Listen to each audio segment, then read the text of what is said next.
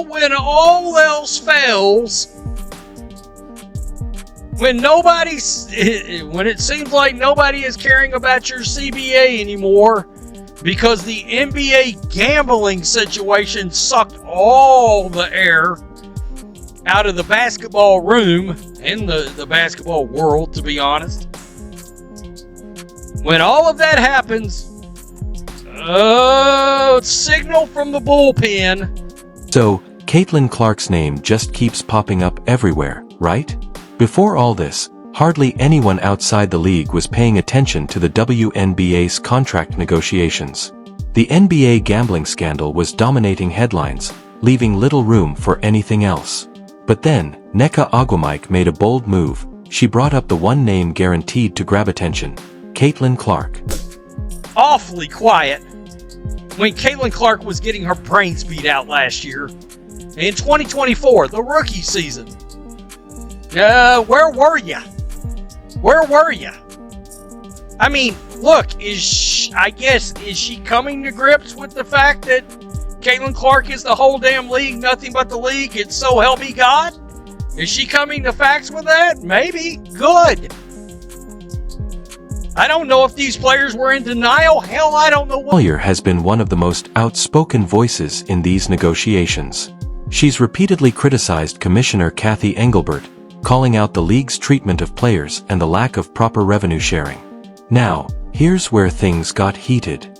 During her exit interview back in September, Collier claimed that Engelbert told her earlier this year that Caitlin Clark should just be grateful for making $16 million off the court, and that without the WNBA, she wouldn't be making anything at all.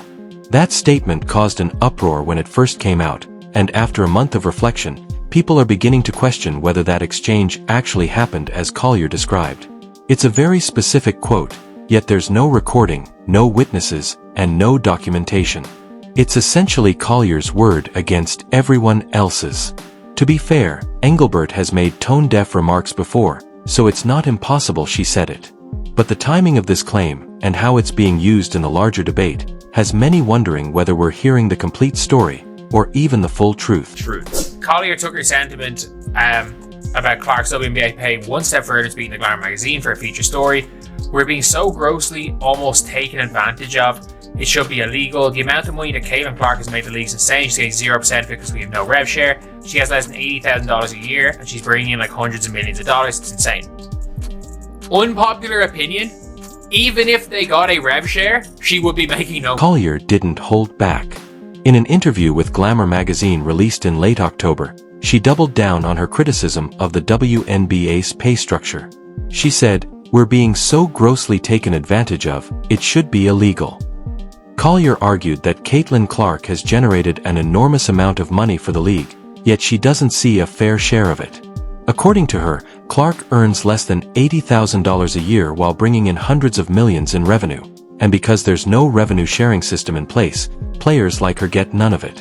We have the best fans in the world, but right now we have the worst leadership in the world. I have great respect for Fee, and I think she made a lot of very valid points. And I think what people need to understand, we need great leadership in this time across all levels. This is straight up the most important moment in this league's history. This league's been around for 25 plus years, and this is a moment we have to capitalize on. On the surface, Collier's points are valid. Caitlin Clark is clearly underpaid, especially when you look at how much money she's bringing into the WNBA. She's the main reason the league landed a new media rights deal, the reason attendance and viewership skyrocketed, and the reason casual fans started paying attention again. Yet despite all that, she's earning under $80,000 a year while the league signs billion-dollar TV contracts driven largely by her popularity. That's a huge imbalance, and it definitely needs to be addressed. But here's where things start to look hypocritical. Where was Nneka Collier when Clark was being targeted all last season? Where was that same energy when Clark was getting elbowed, knocked down, and physically attacked on the court? Incidents that would have drawn suspensions if they happened to anyone else.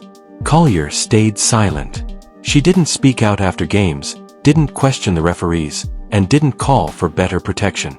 Now, suddenly, Clark's name is being used as a talking point in contract negotiations.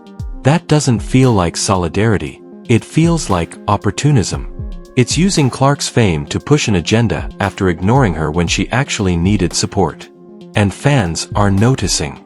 Many see right through the sudden concern, and they're not buying it. Stephanie White was just talking about, oh, people are using Caitlin Clark's name. People are using Caitlin Clark's name, including you? Question mark. This whole situation has definitely drawn attention, and we've already seen exactly what Collier was talking about play out in real time. The reaction from fans has been all over the place. Some people praised her for highlighting the massive pay gap, saying she's standing up for fair compensation and that Caitlin Clark absolutely deserves more money. But a large portion of fans aren't buying it. They're calling out the hypocrisy and the obvious name-dropping, pointing out that Collier didn't show this same concern when Clark was being shoved, hit, and singled out during the season. Many feel she's only bringing up Clark's name now because it benefits her during contract talks. One fan even wrote, "Collier is shamelessly using Caitlin's name. I respect it, it's manipulative, but at least she's being open about it." Another fan added, "Remember when Steph said she was tired of people using Caitlin for their own agendas? Yeah, this is exactly what she meant." Those comments reflect a growing frustration. Even Clark's own coach warned that people would try to use her fame for their own purposes, and it's happening right before everyone's eyes. The bigger picture here is that many WNBA players have mixed feelings about Clark. Some resent the attention she gets, the endorsement deals, and the non-stop media coverage. They don't like that someone new to the league, without championships or years of experience, is already more famous and influential than veterans who've worked for over a decade. That resentment showed up on the court, too. The extra physical play against Clark wasn't random. It came from players who felt she was being overhyped and treated differently. But now, those same players are in a strange spot.